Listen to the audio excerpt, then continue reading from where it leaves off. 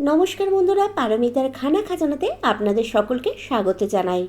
আজ আমি বাঙালিদের খুবই পছন্দের একটি রেসিপি নিয়ে চলে এসেছি, তা হলো নিরামিষ মোচার ঘন্ট।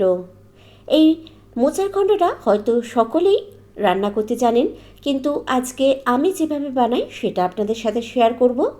আর আমার যেসব বন্ধুরা এই নতুন রান্না শিখছেন, এর আগে মোচার ঘন্ট রান্না করেননি, সেসব বন্ধুরাও কিন্তু শিখে যাবেন যে কীভাবে মোচার ঘন্ট রান্না করতে হয়। আর অবশ্যই কিন্তু আপনারা আমাকে জানাতে ভুলবেন না যে আপনারা মোচার ঘন্টটা আমার মতনই বানান না অন্য কোনো পদ্ধতিতে বানান। তাহলে চলুন ঝটপট দেখে নেওয়া যাক আজকের এই নিরামিষ মোচার ঘন্টর রেসিপিটা। আশা করছি আপনাদের সকলেই কিন্তু এই রেসিপিটা ভালো লাগবে। আমি প্রথমে এখানে একটা মোচাকে পরিষ্কার করে নিয়ে একদম মিহি করে কুচিয়ে নিয়েছি, মানে ছোটো ছোটো টুকরো করে কুচিয়ে নিয়েছি। নিয়ে সামান্য একটু জলেতে সামান্য পরিমাণ নুন আর হলুদ দিয়ে আমি এই মোচাটাকে আধা ঘন্টার জন্য ভিজিয়ে রেখেছিলাম, যাতে মোচার কষাটা চলে যায় বা কষটা চলে যায়। তো এবার আমি এই মোচাটা জল থেকে ছেঁকে নিয়ে কুকারের মধ্যে দিয়ে আবারও একটু নুন আর হলুদ দিয়ে আর সামান্য পরিমাণ জল দিয়ে আমি মোচাটা সেদ্ধ করে নেবো ভালো করে। মোচাটা সেদ্ধ হয়ে যাবার পর আমি আবার ফিরে আসছি।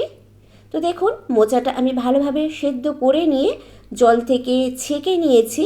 তো দেখতেই পাচ্ছেন মোচাটা কিন্তু আমার বেশ ভালো সেদ্ধ হয়ে গেছে। এবার চলুন রান্নার বাকি প্রসেসটাও দেখে নেওয়া যাক। তার জন্য আমি একটা কড়াই গরম করতে বসিয়ে দিয়ে তাতে খুবই সামান্য পরিমাণ সর্ষের তেল দিয়ে দিলাম। তেলটা গরম হয়ে যেতে আমি এখানে দুটো মিডিয়াম সাইজের আলুকে ছোট ছোট টুকরো করে কেটে রেখেছিলাম, সেটাই এখানে দিয়ে দিলাম। তো আমি আলুটা ভালোভাবে ভেজে নেব যতক্ষণ পর্যন্ত না আলুটা সেদ্ধ হয়ে যাচ্ছে। তো এবার আমি এর মধ্যে সামান্য পরিমাণ নুন আর সামান্য পরিমাণ হলুদ দিয়ে দিচ্ছি। এই নুন হলুদটা দিয়ে ভালোভাবে নাড়াচাড়া করে নিয়ে আলুটার সাথে মিশিয়ে নেব। তো বলে রাখি, আপনারা চাইলে কিন্তু আলুটা সামান্য সেদ্ধ করে নেওয়ার পরও তেলে হালকা একটু ভেজে নিতে পারেন। তো এবার আমি ঢাকনা চাপা দিয়ে আলুটা ভালোভাবে ভেজে নেব। তো যতক্ষণ আলুটা ভালোভাবে ভাজা হচ্ছে আমি এখানে একটা মশলা তৈরি করে নেব। তার জন্য আমি এখানে দিচ্ছি 1 টিস্পুন আদা আর কাঁচা লঙ্কা বাটা। আমি এখানে আদা আর কাঁচা লঙ্কা বেটে রেখেছিলাম, সেখান থেকে 1 টিস্পুন দিয়ে দিলাম। আর দিয়ে দিলাম 1/2 টিস্পুন হলুদ গুঁড়ো আর সামান্য পরিমাণ লাল লঙ্কার গুঁড়ো। আপনারা ঝাল কতটা পছন্দ করছেন সেই হিসাবে কিন্তু লঙ্কার গুঁড়োটা কম বেশি করতে পারেন। আর দিয়ে দিলাম 1 টিস্পুন জিরে গুঁড়ো আর 1/2 টিস্পুন ধনে গুঁড়ো। আর দিয়ে দিচ্ছি 1 টিস্পুন কাশ্মীরি লাল লঙ্কার গুঁড়ো। এটা শুধুমাত্র একটা সুন্দর কালারের জন্য, আপনারা না চাইলে নাও দিতে পারেন। এবার সামান্য পরিমাণ জল দিয়ে আমি এই সব মশলাগুলো একটা পেস্টের মতো বানিয়ে নেব। তো দেখুন আমার কিন্তু মশলাগুলো ভালোভাবে গোলা হয়ে গেছে। এবার চলুন দেখে নেওয়া যাক আলুটা কতটা ভাজা হলো। তো দেখুন আমাদের এখানে আলুটা বেশ ভালোভাবে ভাজা হয়ে গেছে আর বেশ ভালো সেদ্ধ হয়ে গেছে। এবার এই আলুটা আমি সাইডের একটা প্লেটে তুলে রেখে দিচ্ছি। দিয়ে বাকি যেই তেলটা রয়েছে কড়াই, তার মধ্যে আরও সামান্য পরিমাণ তেল দিয়ে দিলাম, প্রায় 1 টিস্পুনের মতো। তো তেলটা আবার গরম হয়ে যেতে আমি দুটো শুকনো লঙ্কা আর 1/2 টিস্পুন জিরে দিয়ে দিলাম। এগুলো কয়েক সেকেন্ড আমি তেলের মধ্যে একটু নাড়াচাড়া করে ভেজে নেব। তো কয়েক সেকেন্ড নাড়াচাড়া করে নেওয়ার পর আমি এর মধ্যে দিয়ে দিচ্ছি দুটো তেজপাতা ফাটিয়ে আর 3-4টে এলাচ ফাটিয়ে আর ছোট 2 টুকরো দারচিনি।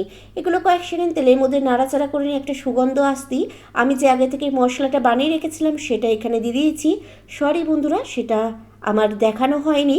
তো আমি সেই মশলাটা দিয়ে ভালোভাবে কষিয়ে নেব। তার আগে যে বাটিতে মশলা রেখেছিলাম সেই বাটিটা ধুয়ে সামান্য পরিমাণ জল দিয়ে দিলাম, যাতে মশলাটা জ্বলে না যায়। এবার কাঁচা গন্ধ চলে যাওয়া পর্যন্ত আমি মশলাটা ভালোভাবে কষিয়ে নেব। তো দেখুন মশলাটা বেশ ভালোভাবে কষানো হয়ে গেছে। এই সময় এর মধ্যে আমি দিয়ে দিচ্ছি 2 টেবিল স্পুনের মতো নারকেল কোড়া। এখানে নারকেল কোড়াটা নিজেরা নিজেদের পছন্দ মতো দিতে পারেন কম বেশি, তাতে কোনো প্রবলেম হবে না। তো এবার নারকেল কোড়াটা দিয়েও আমি মশলার সাথে কিছুক্ষণ নাড়াচাড়া করে নিয়ে ভালোভাবে কষিয়ে নিচ্ছি। তো দেখুন নারকেলটাও মশলার সাথে ভালোভাবে কষানো হয়ে গেছে। এই সময় এর মধ্যে আমি দিয়ে দিচ্ছি আগে থেকে সেদ্ধ করে রেখে জল ঝরিয়ে রাখা মোচাটা। মোচাটা দিয়ে আমি ভালোভাবে নাড়াচাড়া করে নিয়ে মশলার সাথে মিশিয়ে নিয়ে আমি 1-2 মিনিট ভেজে নেব মিডিয়াম টু হাই ফ্লেমে। তো দেখুন আমাদের মোচাটা বেশ ভালোভাবে ভাজা হয়ে গেছে। এই সময় এর মধ্যে আমি দিয়ে দিচ্ছি আগে থেকে ভেজে রাখা আলুটা, আর এখানে দিয়ে দিচ্ছি আরও কিছুটা পরিমাণ নারকেল কোড়া, আর আমি দিয়ে দেবো এর মধ্যে সেদ্ধ করে রাখা ছোলা। আমি আগের দিন রাত্রে ছোলাটা ভিজিয়ে রেখেছিলাম, সেটা সামান্য পরিমাণ নুন দিয়ে একটু সেদ্ধ করে নিয়েছি। তো সব কিছু দিয়ে ভালোভাবে আমি মোচার সাথে নাড়াচাড়া করে মিশিয়ে নিলাম। আপনারা চাইলে এই সময় কিন্তু এখানে ভাজা চিনে বাদামেরও ব্যবহার করতে পারেন, তাতেও কিন্তু ভালো লাগে খেতে। তো সব কিছু দিয়ে ভালোভাবে নাড়াচাড়া করে নিয়ে আরও 1 মিনিট কষিয়ে নিয়ে আমি এর মধ্যে দিয়ে দিচ্ছি স্বাদ মতো নুন। নুনটা অবশ্যই কিন্তু আপনারা আপনাদের স্বাদ মতো ব্যবহার করবেন। আর এখানে আমি দিয়ে দিচ্ছি চিনি। আমি এখানে 2 টিস্পুন চিনি ব্যবহার করছি, কেননা আমি নিরামিষ মোচার ঘন্টটা একটু মিষ্টি মিষ্টি খেতে পছন্দ করি। তো আপনারা যদি না খেতে চান মিষ্টি, তাহলে চিনিটা স্কিপ করতে পারেন। আমি নুন চিনিটা ভালোভাবে মিশিয়ে নিলাম মোচার সাথে। তো আপনারা কিন্তু মোচার ঘন্ট মিষ্টি খেতে পছন্দ করেন না বিনা মিষ্টি দিয়ে, সেটা কিন্তু অবশ্যই আমাকে কমেন্ট করে জানাতে ভুলবেন না। তো আমার ভালোভাবে যখন মশলাটা আর নুন চিনিটা মেশানো হয়ে গেছে মোচার সাথে, আমি এই সময় এর মধ্যে দিয়ে দিচ্ছি 1/2 কাপ দুধ। নিরামিষ মোচার ঘন্টে যদি একটু দুধ দেওয়া হয় তাহলে কিন্তু স্বাদটা অনেকটাই বেড়ে যায়। আপনারা চাইলে এখানে জলও দিতে পারেন। এবার আমি মোচাটা চাপা দিয়ে মিডিয়াম টু লো ফ্লেমে 5 মিনিটের জন্য রান্না করে নেব। তো 5 মিনিট পর দেখুন আমি ঢাকনা খুলেছি।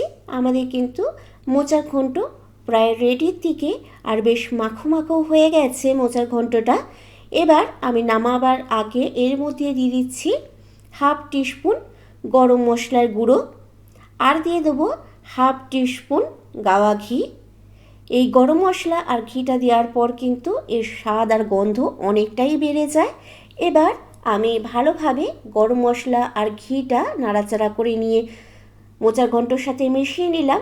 এবার আমি গ্যাসটা বন্ধ করে দিচ্ছি। তো দেখুন আমাদের নিরামিষ মোচার ঘন্ট কিন্তু একদম রেডি হয়ে গেছে এবং আমি পরিবেশনও করে দিচ্ছি। তো রেসিপিটা আপনাদের কেমন লাগলো অবশ্যই কিন্তু আমাকে কমেন্ট করে জানাতে ভুলবেন না। আর রেসিপিটা ভালো লেগে থাকলে অবশ্যই একটা লাইক শেয়ার করে দেবেন।